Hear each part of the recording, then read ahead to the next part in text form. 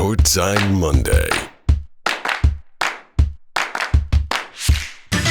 Hey there, Rip City. Welcome in to another edition of Courtside Monday. I'm here 2 weeks in a row. Mark it down. 2 weeks without incident. Having fun. Chris Burkhart here with you as always. Follow me on Twitter at Chris J. Burkhart. And as I say, continue the conversation all night long and into the morning and into the next day and have some fun with it. Now, we're going to have some fun today because I don't want to talk about Dame, quite literally and figuratively, if you will. It's a four-letter word, right? It might as well be up there with some of the other words we're not allowed to say on radio without getting fined, and that is Dame. I don't want to talk about it. I don't want to talk about his potential trades. I don't want to talk about Miami's packages, who could be involved, because you know what? That train, it ain't going nowhere. You know, like over in Japan and Germany, China, they got bullet trains. Like, no, this one, the Dame train right now, it's an old Amtrak, and the tracks need to be fixed before it can leave the station and move at its snail's pace to get you across the country. Yeah, it's just not going anywhere right now. It is stuck in the terminal. You're going to have to rent a hotel for a few nights. It's not going anywhere. So we're going to talk about that. What I want to do is I want to open up the phone lines throughout this bad boy. 503-248-0620 for all my loyal listeners, and share some Blazers stories. And you know what? If you don't call in to share them, I'll just share all mine. But I want to, who are some of your favorite unsung Blazer heroes? Blazers you loved. They aren't the Dames, the Brandon Roys. And I said that word I'm not allowed to say, but I could say it in that context because it was praise. The LaMarcuses, the Clydes, the Bills. Who are your favorite Blazers that aren't, the Mount Rushmore types? What are some of your favorite Blazer stories? Were you in the arena for .9? Were you there for waving goodbye to OKC? Were you there for Brandon Roy coming back in the playoffs? Were you just out shopping one day and you ran into a Blazer and it's a moment you'll never forget? Call in. Share some of your stories. We're going to try to be a little more upbeat, have a little bit more fun with this show tonight, because the trade talk, that's all doom and gloom. I'm kind of tired of it. Kind of tired of doom and gloom. You know what else I'm tired of? People with opinions sometimes. Because I try to do a great service to you, the loyal listener. And that is, take the video or the audio of this beautiful radio show, as well as the Rip City Drive and Rip City Mornings, and make little YouTube snippets for you. You know, there's not a lot of video. It's just basically audio with, some little bit of moving pictures. But it's something for you to listen to, have fun. But I posted a video on YouTube last week, of Courtside Monday, and if you guys remember, my loyal listeners, I missed the week before that. I was out. I was sick. So I came in. I told y'all, hey, thanks for dealing with it. I was gone a week. I had COVID. Was a little under the weather. Stayed home, to be fair. Still got the lingering cough. That was not on purpose. That did come out. That's why I started to say it. But the comments on YouTube, Michael Shacker, who's on the other side of the glass with me today, as always, we're like, what's this COVID BS? Don't talk about COVID. Just talk about basketball. I got the shut up and dribble treatment for mentioning that I was feeling under the weather. Like, apparently now COVID is a word you cannot say. And if I post this on YouTube, which I'm going to do, it's going to catch the algorithm. It's going to pick up, and people are going to be mad that I said it. But man, have a little bit of compassion, y'all. It doesn't matter whether it's the flu or the common cold, or heck, maybe I just got a muscle strain. COVID is in there too. Have your opinions on masks and vaccines and all that. Have your opinions. I don't care. I have mine. I don't feel like, rubbing that in your face. But I had it and I was sick. Don't got to be mean just because I wasn't talking enough basketball for you. But we're going to talk basketball today. And look at this. Look at this. The phone lines are lighting up. So we're going to have some absolute fun today, sharing some stories. I like that. So if you're there, stay there. We're gonna get to you. We're gonna have some fun. But I'm anxious. I want to hear everyone's favorite favorite stories, or their unsung Blazers, or AMA, Ask Me Anything. I just want to have fun today because you know what? The doom and gloom, it's boring. Hey, Michael Shacker, are the phones potted up? Can I pod someone on? All right, he says they are. So let's head out to Sandy where Sean has been waiting. Sean, welcome into Courtside Monday. Looks like you got a couple unsung Blazers you want to talk about. Hey, thanks for taking my call, Shacker. Hey, everyone always talks about these glitz and glamour guys and the guys who do the scoring, but I like the guys who do the work part. And when the work part guys come in, it's like the heavy lifting and the power forwards. You know, it's guys like Maurice Lucas that won us a championship the first year he was here. It's guys like Buck Williams that led us to a finals the first year he was here. It's guys like Brian Grant. We went to a Western Conference Finals second year he was here. You know, those guys do the heavy lifting. And Maurice Lucas, you got to realize, you know, he was our leading scorer during those finals too. He did the heavy lifting, and he was our leading scorer. And, you know, he made the difference. You know, when that whole thing went down after Game 2, and then we won 4 straight after that. And that was Maurice Lucas that won us that championship. Don't ever forget that. Oh, yeah, absolutely. And, hey, you're on to something there because I always argue, too, Sean, that this is why now there wasn't a championship or a big miraculous, you know, trip to the finals or anything. But that's why a guy like Ed Davis is kind of beloved around this city. And that's just because he was that same type, right? He was that lunch pail and hard hat type, did like to do the dirty work. You know, and everyone misses Jermaine O'Neal, but he wasn't going against Shaquille O'Neal. We brought in Dale Davis, and we should have won a championship with him. We got robbed in what was that, 2000? Oh, yeah. And also, Dale Davis did. No, I was going to say also, yes, Jermaine O'Neal had a great career, ended up being an all-star, so I get why that one stings. But as you're pointing out, Dale Davis was no slouch in his short time here. Dude, there's nobody you wanted to meet in the back alley, brother. Have a great day. Yeah, you too. Thanks for calling in, Sean.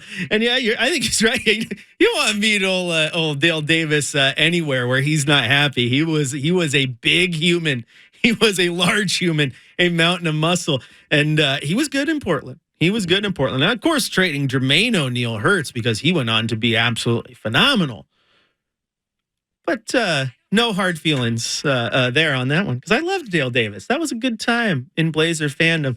And Sean's calling in because I'm opening up the phone lines today. We're just going to share stories and have some fun, talk happy Blazer times. What are some of your favorite stories? Who are some of your favorite all-time Blazers that, as Sean said, weren't the glitz and glamour types? They were just your unsung heroes. You know, one for me that I think might resonate with people because I just loved him. Maybe it was the Sox. Walt Williams. Oh, come on. That guy was money. Oh, and the three-point stroke. Oh, it was money. That's also why I liked Martell Webster. My personal nickname for him was Pim, Poetry in Motion, because his shot was just beautiful. Oh, loved Martell. Absolutely loved Martell. So 503-248-0620. You can jump online here with us on the phones. I'll let you on. We'll share some stories, or you can hit us up on Twitter, and I'll share some stories there as well. Let's head out to Sherwood, where Jackie has a Clyde Drexler story. Jackie, you are on Courtside. Floor is yours. Hey, Chris. Hello. Hi. Happy Monday. Happy Monday to you. I'm going to take us back all the way to 1992, the Blazers Bulls finals. Remember at the Coliseum? Mm-hmm. And I remember my mom and I had season tickets, went to the game, got to go down to the floor. I had my little camera, you know, that you put the film in, and I'm seeing Clyde and saying hi, waving, and seeing Michael Jordan and snapping my camera away. And then, Chris, I get back up to the seats, and I look at the camera because it's flashing. There's no film in the camera. Oh, no. Yes. I was this close to Michael and Clyde, and no proof. Well, hey, in that same vein, Jackie, this is one of my stories, okay? I was sitting second row, snuck up there, sitting next to Kerry Yeagers during the OKC game where Dame waved goodbye, right? Oh, yeah. And I was working for NBC Sports, and I was doing social media for him. So I was getting in line because I was like, if this game gets over, I need to get on the court to film it for social, right? Right. Well, if you're filming on your Instagram story, you click and you hold the record button and it records. But if you're recording from your regular camera, all you do is just push it once. Well, Dame hits the shot, right? And I jump out on the court. And if you watch the TNT broadcasts and all that, you see me in front of Dame the entire time with my phone watching him. Except I thought I was in Instagram. I wasn't. I was on my regular camera, and I was holding the record button. Well, if you do that on your regular camera, it doesn't record, Jackie. So I was there the whole time following Damian Lillard. You can see me on the TV broadcast. I'm right in front of him, pushing security out of the way, pushing other cameras out of the way. I'm like, I am getting the shot. And let me tell you what, through the viewfinder of my phone, the shot was going to be beautiful, except I didn't actually record it. Oh, shucks. So kind of the same story, right? Hey, here's the thing. I remember it vividly, and it was wonderful. So I'm sure the moment you had there with Clyde and the like was wonderful. You just don't have the evidence that you wish you would have had. Darn it. Still a good story, though, Jackie. Thank you. Yeah, thank you. Thanks for calling in, as always. And Jackie did call in the other day. She's in the running here, Shacker. She is in the drawing eventually for maybe winning this Mariner experience that we're giving out on the drive. So good luck. Got better odds than winning the lottery once when you're in, because they're only doing it for 3 weeks. Hey, I got this clip for you for your favorite Blazer. At guard, please welcome to Portland, number 42, Walt the Wizard Williams. Jagger, how does he just pulls these? He has all these at the ready, and he's just able to find that. Well done. I love the Wizard, man. Walt Williams was great, and like I said, it was the socks. You know, that was great. Him and Bobby Jackson had the socks for a while. It's absolutely incredible. But yeah, Jackie reminds me that I can't believe I was there. I was there for waving goodbye to OKC and didn't record the whole thing. It's like I said, when you're on Instagram, you hold the button down, so it just records it live. And I thought that's what I was doing. I was too excited for the moment. I remember Kerry Yeager sitting next to me. I looked at him. I was like, Dame is only 3 points away from a 50-piece. He's going to hit this three-pointer and end the game, hit 50. And he did. I was second row right behind the basket on the OKC side of things, and I ran out there. So once I got on the court in position, it was right in the scrum, like when Dame was on the bottom of the pile and Houston and everyone ran out. Like I was right there, followed them all the way around the court. Cannot believe I didn't actually record it. Just lost in the moment. Now, I was lucky that we had, vantage points from all around the arena and the TV feeds and everything we could use for our digital media that day. But man, I can't believe I messed that up. Now, we do have some phone callers awaiting. Don't go anywhere. I'm not going to take you just yet. We're going to cut to a break here in about a minute and a half. And I'll take you guys on the back end of that, so that way you aren't up against the clock and we can have some time to talk.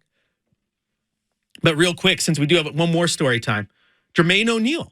Let's throw back. Maybe you guys remember this. Remember when I know everyone remembers these. These are back in the day.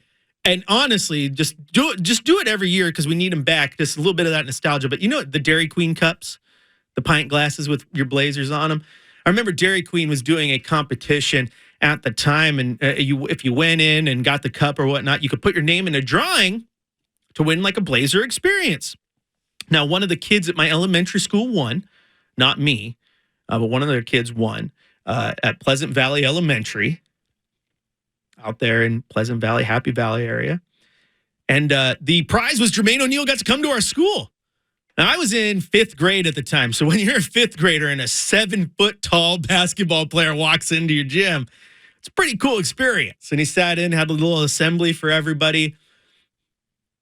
I had to leave the assembly early because that was also the day for our district band festival where the elementary school, middle school, and the high school band all played at Centennial High School. So I had to leave early and then was told all the stories about, Jermaine O'Neal showed everyone how to dunk and he was playing basketball with the kids. I didn't get to experience that, but I did get to see Jermaine, which was pretty awesome. Tired of the doom and gloom. I'm tired of the where is Dame going to go? What are you going to get for him? Trade. Not to mention, every time I post one of those YouTube videos, everyone likes to call me out. Like, you can't trade Gary Trent because of money and this. Yeah, I know how it all works. You come host radio for X amount of hours a week. Things blur and you say things. It happens. Like, I know. I got called out 2 weeks ago. They're like, you would think someone hosting radio would do their research because they can't trade Jeremy Grant. Like, yeah, no duh. I know they can't trade Jeremy Grant until January 15th. I know how the CBA works. And come on, just chill. Just chill. Someone's going to call me out on that. Actually, Burkhardt, it's January 14th at 9 p.m. Eastern Time. Stop it. Stop it. But call in 503-248. Share your stories. Have fun. I want to know, who's your favorite Blazer? Unsung. Again, not the big guys, not the ones we all go to, not the Dames, the Roys, the Clydes. Like, who's one of your favorite all-time Blazers? Right? Like I told you guys, I loved Walt. I loved Martell. Right? Who is your favorite? What stories did you have? You ever run into a Blazer at a random spot? What games were you at? AMA, ask me anything. You want to talk college football for a second? We can do it. We're just going to have some fun. So with that, let's head back out to the phone lines. Let's go to my friend in Vancouver, Ken, who's been waiting very patiently. You guys don't know this, but it keeps a little timer right there, so I know how long you've been waiting. He is at the top of the line right here. Ken in Vancouver. Ken, how you doing? Hey, good evening. Good evening, Chris. Good to talk to you. Good to talk to you. Now, what do you got for me? I know that you're like me today, but you're like this every day. You're tired of the doom and gloom. You just want to be happy, right? Optimistic. So do it to me. What do you got? You got a story for me to help me out here? I do. Before I went into service in 1983, I worked at Plaid Pantry after I graduated from high school, and on the way to my job in East Moreland, over in that Reed College area, I noticed a guy, very muscular, bodybuilder-looking guy across the street, and I was like, "That's Darnell Valentine." So I decided I'm going to go walk over, you know what I mean? And I'm not going to bother him if he doesn't want to be bothered, but I'm just going to go, "Hey, Darnell Valentine, hey, I just wanted to say hi, and thank you for being a Blazer and stuff." And it was really cool. He's like, "Are you walking this way?" I go, "Yeah, I'm on my way to work." And he goes, "Well, hey, where you work?" And I told him, and he goes, "Oh, well, I'm going there too. We'll just walk together and shoot the breeze." He was so cordial, so nice. He actually signed an autograph for me, and I checked him out at the register quickly during my shift change, and he was just really cool, and you couldn't miss him because nobody ever had a bodybuilder's physique like Darnell Valentine, the greatest quad and hamstrings I had ever seen in the NBA. Yeah, I think that's a good point, Ken, because I always like when people start comparing eras, right? They're like, those guys back in the day, they couldn't play. Nowadays, like, dude, you guys remember, like, David Robinson's shoulders were the size of the average person's head. Like there was players back in the day who were legit ripped athletes, y'all. Yeah, Kevin Willis. Kevin Willis had cuts in his biceps and shoulders that you could cut your fingers on. They were so sharp. Those guys were just incredible specimens as far as but personally nice. And as far as unsung, well, he wasn't really unsung, but when I was in high school, my favorite guy was Billy Ray Bates. I mean, he came out of nowhere, Continental Basketball Association, and, dunking on people, and he could shoot the long shot that would be a three now. And I met him out at Green Meadows when the Blazers were actually practicing out at Green Meadows in Vancouver. And he comes up to me, and I go, "Hey, Billy Ray Bates." And I introduced him to my girlfriend at the time, and she goes, "Who's he?" And Billy Ray goes, "You don't know who I am?" In that Billy Ray kind awesome. of, boisterous, like I'm the man, kind of guy. But he was really cool, and I just love. He brought.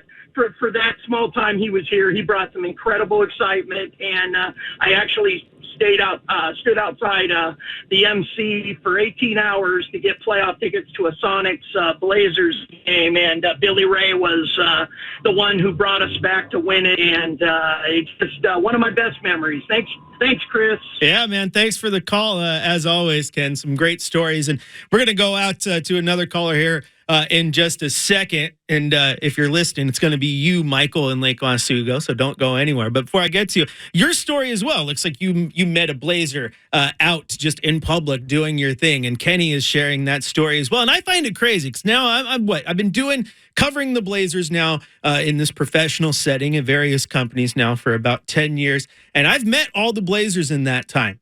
but it's been at the practice facility or in the locker room or before or after a game. I have lived in this darn city my entire life, Shacker, and I have never randomly ran into a Blazer just going out about my day. Now, granted, that's because I grew up and still kind of live out on the east side. They're not over on the east side, and they're over, downtown and all that. But still, all these stories, they amaze me. Wow, it makes the 2 times I bumped into Blazers feel special. See? I didn't say anything because I thought it wasn't that special. There you go. See, you've done it too. Yeah, Jermaine O'Neal at an ATM. Okay. And I sat next to LaMarcus Aldridge at a movie theater. See, I've never had any of this happen. That's why these stories are fun to hear about these all the time. And I'm not going to steal his thunder. Let's hear his story. Let's head out to Michael in Lake Oswego. Thanks for joining Courtside Monday. And got a story about meeting LA at the store?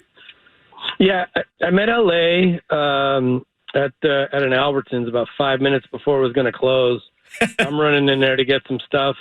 I'm getting a loaf of bread, and I'm down, kind of squatting down, looking for the bread. I turn around, and LaMarcus Aldridge is standing, towering over me.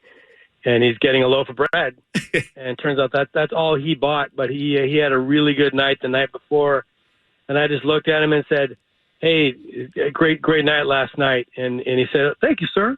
And then he got his stuff and he checked out. But in LO, a lot of these guys live here. I've met over at the Jamba by the practice facility. I've met Noah Vonleh. Talked to him when he was quote unquote hurt one time. He said, "I said, how's your shoulder?" He said, "My shoulder's fine, man." He goes, "They just say that." He goes, I could play. They're just not going to let me. I met Mason Plumlee over there. Was really exceedingly nice. He asked us what our names were. He's looking down at my little girls, took a picture with him. I saw CJ at the Zoo Pans over here. Okay. I talked to Chris Dudley at hardware store Lake Oswego. So there's a lot of them floating around here. Nick Batum actually lived down the street from me for a while. I saw him once at a Starbucks that's not there anymore. But yeah, he would talk. He was kind of quiet. He just usually wanted to get the heck out where he was going. So well, then okay. So let me ask you, Michael. Do you get a little starstruck? Do you have a hard time talking? The reason I ask because I've never met a Blazer out and about, but I did meet Ken Griffey Jr.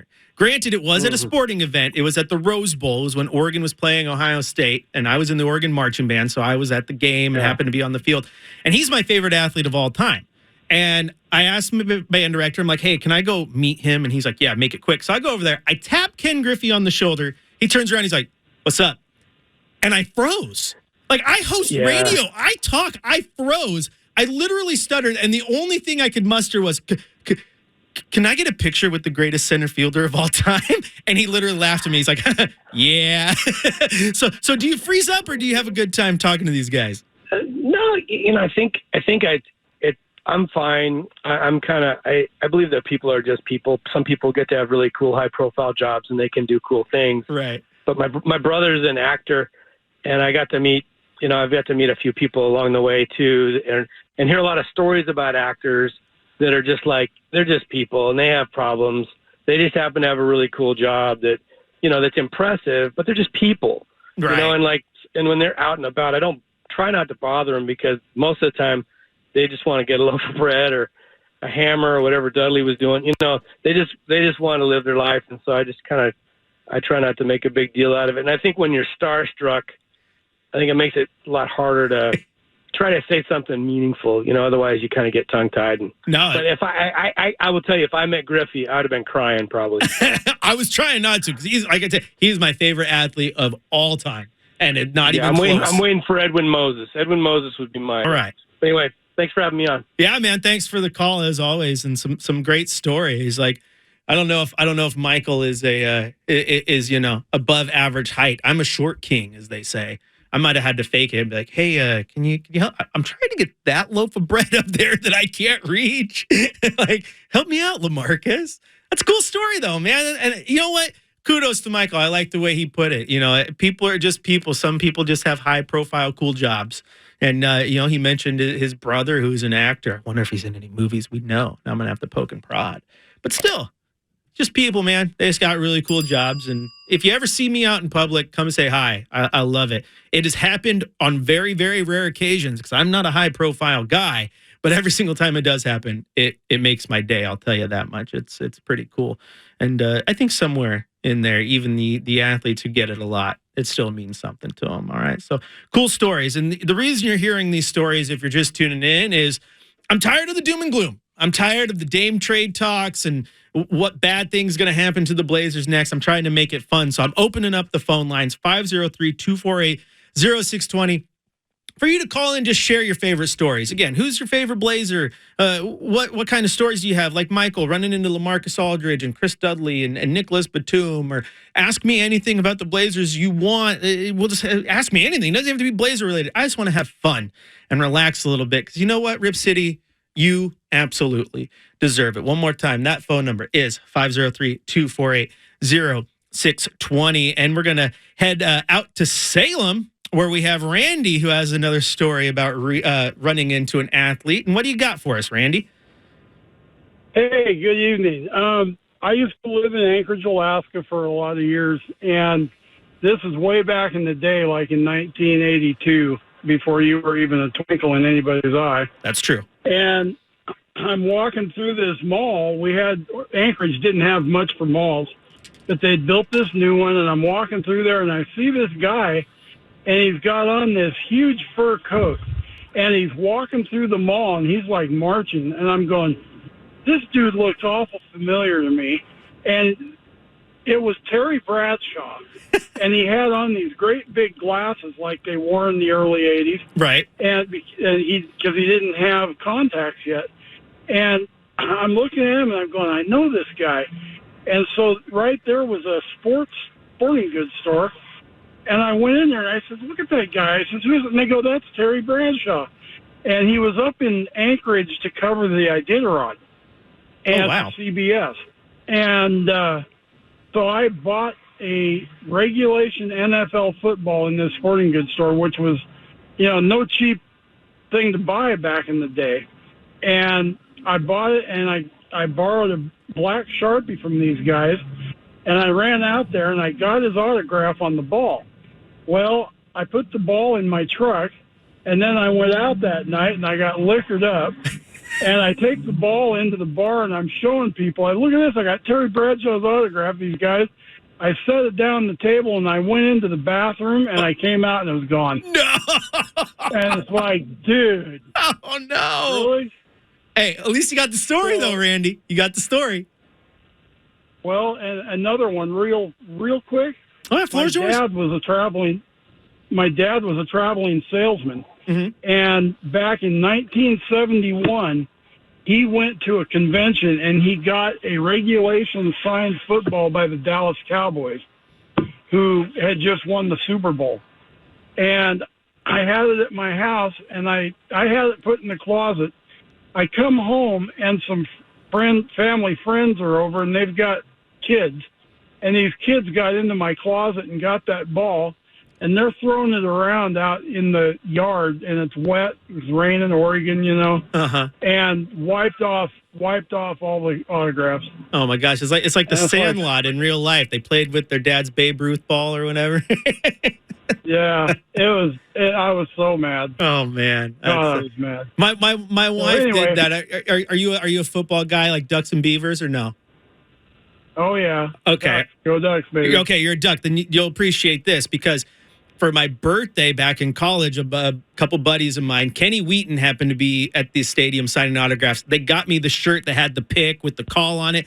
They had Kenny Wheaton sign it. Happy birthday, Chris. Kenny Wheaton. It was the coolest. And I brought it home and I put it down like on my dresser in my bedroom, went to bed. The next day, my wife did laundry and grabbed that shirt. Didn't know that she just thought it was a new shirt, so it needed to be washed. Didn't know that the shirt was signed personally by Kenny Wheaton for my birthday and washed the autograph off. Hey, Kenny Wheaton came to a tailgater of ours, and it was just a small tailgater. And he was walking around. He came to the tailgater, and nicest guy ever. Nicest guy ever. That's what my buddies were saying. He's a real cool dude, man. Yeah. So anyway, I'll let you go. All right, man. Go Ducks, and thanks for the call there, Randy, some more cool stories. I didn't even think about covering the Iditarod there. And a shout out to my children who know about that because of that classic movie Balto. Right? We all watch that. I've been to the Balto statue in Central Park, by the way. Fun little tidbit there. But I wasn't even thinking about covering the Iditarod. I was thinking like, okay, Terry Bradshaw. I know a lot of athletes are into hunting. Alaska's probably gets a good fair share of athletes in their off season going, hunting season, whatnot. And that's what I was thinking. I wasn't even thinking about he was there for work. Like I didn't even think about that.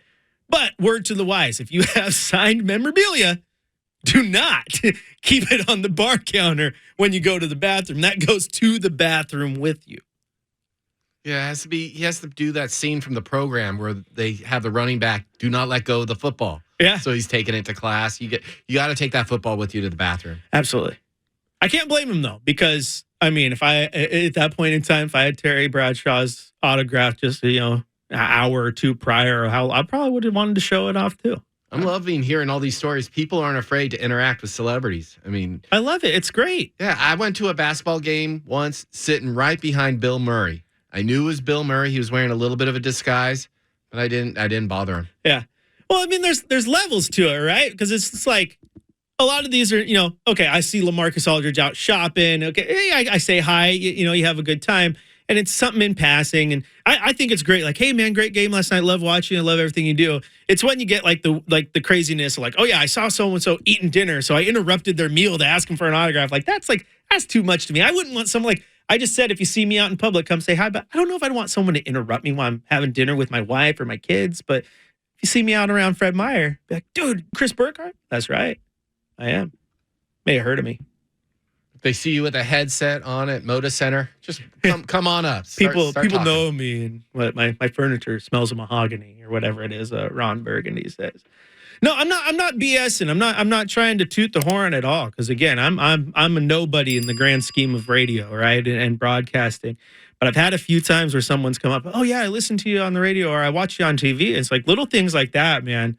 It's cool. It's cool to know that people listen to me. It's cool that the phone lines are lighting up when I said, hey, call the number, let's talk. It's like people are listening. That's awesome.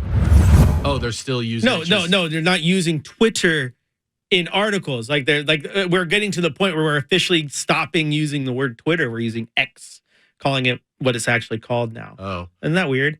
You'd be better off just not using it. Speaking of X, I made a big mistake the other day by accident, Shacker. I was looking for a Xander Cage gif. You know who Xander Cage is, right? Played by Vin Diesel in that movie Triple X. I've never seen Triple X. Never seen Triple X? No, Okay. I'm more of a Riddick guy. Also, it makes me think because the X. When you're looking for a Xander Cage gif, typing in Triple X movie gif into your Google search does not return the results that you intended. Let's just put it that way. That was a mistake on my part. Should have known. It's like Googling your favorite band, Bare Naked Ladies. Yeah, exactly. I was like, no, oh no, this is not good. This is not good. This is not good. Funny. It's always funny when you have one of those little mishaps like that. Now, we were sharing stories today on the show because we wanted to be less doom and gloom. And Shacker was telling me how he was backing up one day and accidentally bumped into Damian Lillard, literally. Which reminded me of the time that I accidentally punched Steph Curry in the chest. Story on that is Did he deserve it? No. I was in the post-game locker room. And for the longest time there at NBC, one of my coworkers was responsible for the home locker room, and I was responsible for the visiting locker room for our footage for the TV show and all that. So, which was cool because I got to meet all the athletes running through town. And so we're in the scrum, we're interviewing Steph Curry. Now, that day, this was back when I was doing bodybuilding competitions and working out crazy. Well, that day happened to be shoulder day. And I already have a bad shoulder. It is a torn rotator cuff in my left shoulder years and years ago. And so shoulder days will just wear me out. So we're in there interviewing him. I'm on the side. My arm is out right in front of Steph Curry. I'm off to his right side. And all of a sudden my arm starts shaking. I'm like, oh no, don't. So I can't stop. I can't change hands because my other hand's holding the mic or the camera, right? So it's stuck and it's starting to shake. And I'm like, oh, no. Just hold on. It hurts, everything. All of a sudden, in the middle of the shake, just big time muscle spasm. And the whole microphone in my fist just boom, right in his chest. I mean, you heard it like as it hits him on the chest. Right. And he just stops and just looks at me. And I'm just like mouth to him like, I'm so sorry. like it was total accident. It was a muscle spasm. Couldn't help it. But I punched Steph Curry in the chest. He's never going to allow you to compete on Holy Moly now. There you go. Was there a new season of Holy Moly this year? I have no idea. Oh, that's the best thing he's done. Yeah, well, we'll see. I don't know about that, but he's done some pretty cool things. Speaking of Steph Curry, some of you may have seen some videos over the summer of newest Trailblazer Scoot Henderson working out with Steph Curry. And I got some audio that I want to play for you, so make sure that host PC's potted up, Shacker, because this was an interview with a playmaker that Scoot did. And again, I said I didn't want to be doom and gloom today, and I'm not, because I want you to listen to what Scoot had to say about some of his goals and aspirations for not only his rookie year, but his career. He's just always worked hard. So just to see him actually achieve like some of these goals and dreams that he's had is amazing. My goal, obviously, to win Rookie of the Year, and I will win Rookie of the Year. Have you been able to like step back and like everything soak in? Can we talk about Scoot? Scoot Henderson. Scoot Henderson. The Portland Trailblazers select Scoot Henderson. Learn the name. I mean, I kind of had downtime to think about it, but I wasn't really thinking about nothing that just happened. So, I mean, during the process, I was doing that, soaking it in. My mindset for the rest of my career is going to be overly determined to dominate, just to be the best I could possibly be. You got to want to do it. You know, nobody's there to kind of babysit you. It's kind of want that you have to have in the back of your mind that you want to get to the next level. You want to get better today.